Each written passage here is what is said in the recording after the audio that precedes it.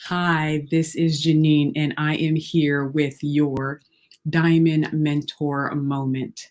We are so excited to be with you here today. We that learning, constant exposing yourself to new information, and having the experience to say, I never thought of that way.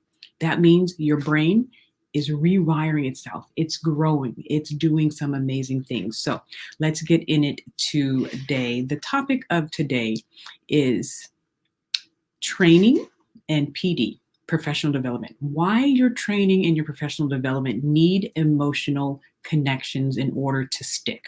What does that look like? If you remember, there's a funny movie that goes Bueller, Bueller, Bueller. Remember that classroom? Hopefully, you were never in that classroom where you sat in class for 60 minutes and the teacher was monotone. They were talking about things that you did not care about, and you basically just wasted an hour. You don't remember anything from that class. That is the issue that a lot of people have during their training. And so we want to make sure that you have tools to deal with that if you're in an education position or an educator position, a facilitator or trainer position, but also if you're a parent, if you're an aunt or uncle or mentor, if you have anyone in your sphere of influence where you teach, you transfer information, you want to be sure that you understand this concept today. I had a friend talk to me and she said, Genein, I am tired of these voice over PowerPoints that are like 45 minutes. They're digital training and they are just not engaging. And there's definitely no emotional connection. People go through it and they may remember one or two things, but it's gone by the next week. And I said, yeah, because, there has to be some type of emotional connection and personal alignment with what's going on. And there's ways to bring that up, but just giving definitions and giving small scenarios that are like really just off from what the person may be experiencing, that's not going to bring about learning. And what we want, that's not going to bring about behavioral change. And so what did we talk about? I said, very rarely do people say, I'm so excited to go to unconscious bias training. This is what I've been waiting for all year. Said no one ever. You don't really hear that. And I think because people really want experiences where they say, you know what, I love going to that type of training or event or educational professional development because it makes me say, I never thought of it that way. Or wow, it showed me elements of myself I was not aware of.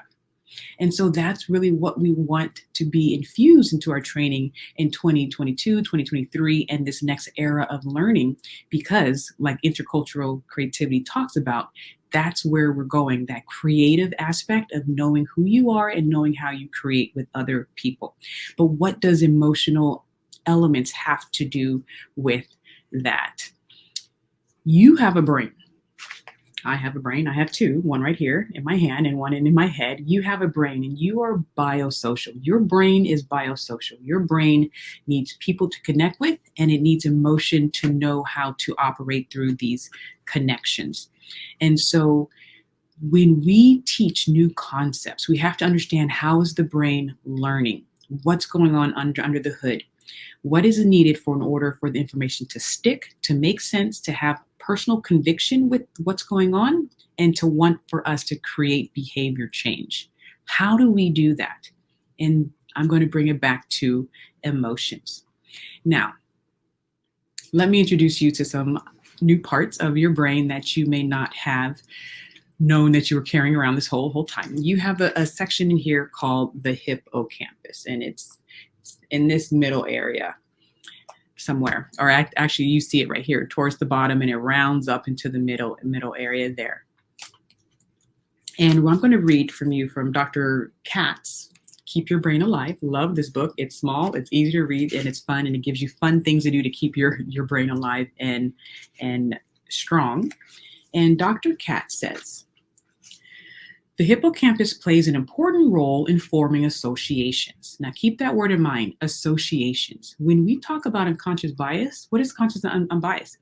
It's associations, okay? You made an association between a particular demographic and a particular feeling, right? A toward feeling or an away feeling, or a particular stereotype or concept. Just associations, and the associations comes up different ways. The hippocampus plays an important role in forming associations. The hippocampus acts like a central clearinghouse, deciding what will be placed into long-term memory and then, when called upon, retrieving it. The hippocampus' decision to store a memory is believed to be hinged on two factors: whether the information has emotional significance or whether it relates to something we already know. And so that is something to be mindful of. That we just don't shove new information into someone's, head and say, learn this. We have to make sure it's connecting to what they already know. That's why those cultural connections are so important in our classrooms and our facilitations. What are you already coming in with, and what can I make a metaphorical connection to? And we have to see, how can I attach that emotional connection to the content? Either shockingly shocks, or some type of, just surprising story, or heartfelt story, or laughter. What emotional train can carry the content to your brain? And that was a rhyme. I didn't do that on purpose. Here every Tuesday, tip your waitress as well. All right, so we're looking at how do we do that. Now, David Rock goes a little bit further into this. Dr. David Rock wrote a book called Your Brain at Work. Wonderful book as well, a little bit thick compared to the Keep Your Brain Alive, but great information. Dr. David Rock says, the hippocampus is a large brain region involved in declarative memory, meaning memory that can be consciously experienced. Such memories are made up of billions of complex networks of neural maps spread across the brain. So your brain is creating these neural maps of situations, of associations, of people and experiences, of schemas, right? Different orders of doing things and the right way to do things in particular experiences. Your brain is creating these maps. The hippocampus is in charge of organizing and indexing these maps. Your hippocampus doesn't just remember facts, it also remembers the feelings about facts. And so if you're giving feelings about facts, or allowing your students or your clients or your employees to conjure up feelings about these facts, that will increase their ability to encode it into their brain and then retrieve it later. It really makes it theirs. The stronger you feel about something, the easier it is to recall. Now, there is an exception given of some events with intense emotions or like trauma or things like that are not remembered for more complex reasons. But when we're talking about issues, in our classrooms or even DEI issues, we want them to be able to reassociate these demographics and then to be able to recall. We want them to have introspection, which is their ability to sense their inner emotions, to be able to label them, and to change their behavior in a more equitable way. And so we have to be mindful of what the hippocampus is doing, how the hippocampus is associating different things together. If you look at the slide here, I have a picture of a singer right there. Her name is Adele, and she's a global singer. And a few months ago, I've shared this story many times, so if you've heard it in my keynotes, I love it because it has a great point. A few months ago, she gave a concert, a private concert, and where the guests were allowed to ask questions after the concert. And a guest stood up and asked her, who was that person that really helped you be the person that you are today? Who really just gave you that encouragement to go for the stars? And before the woman even got out the question, Miss Adele said, Miss McDonald. Right away, she knew. And then Adele said something that stuck with me and why I keep it in all of my keynotes. She said, Miss McDonald made us care about the content because we knew she cared. We knew she had an emotional connection with us. We knew she was excited about the content, and that we could be excited about the content. And that really helped flourish Adele's ability. This was an English class, in English composition, I believe, but it really gave Adele the excitement to learn how to write well. She's a songwriter today, but because Miss McDonald had that emotional connection with her students, but also with the content as well. And so I really want our teachers, our facilitators, and anyone in a leadership position to understand the importance of this. Now, the main point that I talk about this slide is that connection leads and content follows. Emotion leads and content follows. So what is leading in your organization, in your classroom, and in your boardroom? What is leading? Now, you might say, well, Genein, I just, sometimes I love to go to a lecture and the lecturer isn't all that, that's emotionally engaging or whatever, but I'm just so excited to be there. And I have the same, reaction too, like with neuroscience.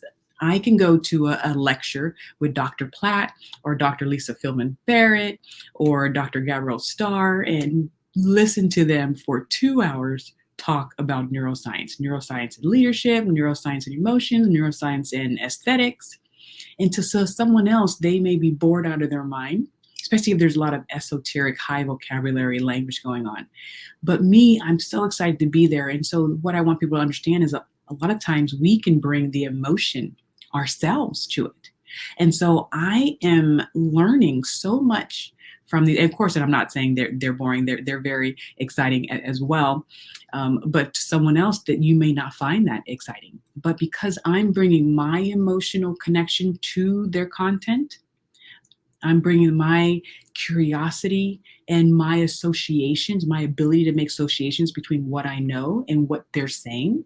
I'm bringing that to the lecture, that's already there. They don't have to really work too hard to really make sure their content is so emotional because I'm already bringing that to there. So be aware of that. When you really want to learn something, that curiosity is there. That is a big part of your learning experience too. So for an educator, a lot of times we have to create that. But we also have to acknowledge it when people are bringing it to the experience as well. So here's a few tips to understand how, if you're a facilitator or an educator or a speaker or a trainer, to bring this into your training. Imagination. I use a lot of imagination work. Your brain does not know the difference between something that you're imagining and something that's actually happening. It thinks that it's actually happening. So allowing your students and your employees to imagine what it's like to be in a certain position or to be empathetic about a certain person's experience. Imagination is huge. Imagination is so important in well-being, in goal setting, and of unconscious bias management. Imagining what you would do in a different situation. I do a lot of 3D work or a lot of rendering into physical form. We do Play-Doh and Legos, and we get people emotional in a good way, in a fun way, an excited way about the solution they're trying to solve. And so when you bring in humor, when you bring in curiosity and wonder, and you're allowing them to use other elements as opposed to just sitting there or doing Post-its, you're doing other things besides just Post-its, that brings up the emotional connection. They will remember the experience because the novelty is there, and novelty excites the brain in new emotional ways. And of course, storytelling, your brain is wired for story. So if you can bring in the content within the structure of a story of somehow, that is a wonderful way to do it with metaphorical story and such. And of course, discussion, interactive discussion, allowing people to have those social engagements brings emotion because they're able to see their experience and then to hear someone else's experience with the same prompt. That really encodes it in a deeper way. And so I'm so excited. I hope that really helps. That's really what intercultural creativity is about. Problem finding and problem solving with value, relevance, and novelty with people from different lived experiences. That is what we do. That's how we train. You can check out Cafe Strategies for more information on our training. Just also letting you know that I will be at the IIMC conference in Little Rock, Arkansas. Next week, we have my Be Me fellow, Felicia Hatcher doing the opening keynote. I was so excited when I saw that she got the opening keynote and talking about the zone of genius, getting into your creative genius. She'll be opening the conference for that. This is for the municipal clerks. And then I will be doing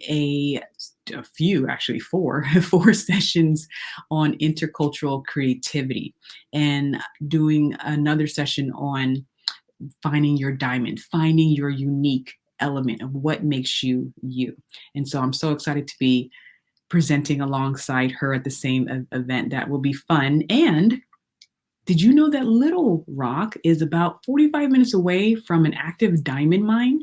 Well, you know, my logo is the diamond. So I'm like, I can't be that close to a diamond mine and not go check it out. And also, if you've been following my work, you also know that the number one indicator of a highly creative person is openness to new experience. So I've never been diamond mining. So I'm going to be open to that new experience. And then we'll be setting up our ICE events. This is our intercultural creativity excursion events for next year, and diamond mining will be one of them. Going diamond mining at the crater of Diamond State Park, where people actually do find diamonds every now and then. So I'm going to be having my hopes up, and I'm going to be optimistic that I'll be finding some diamonds. And don't forget that you can get your books about all this work, intercultural creativity, the 7 gems of intercultural creativity, how to connect, create, and innovate across cultural lines. And you can get our children's book, I Am Creative, written by my 4-year-old son and myself, talking about what does creativity look like from day to day, and then how do we improve it. Thank you so much. I really hope you enjoyed this Diamond Mentor moment, and I will see you next time. Stay creative.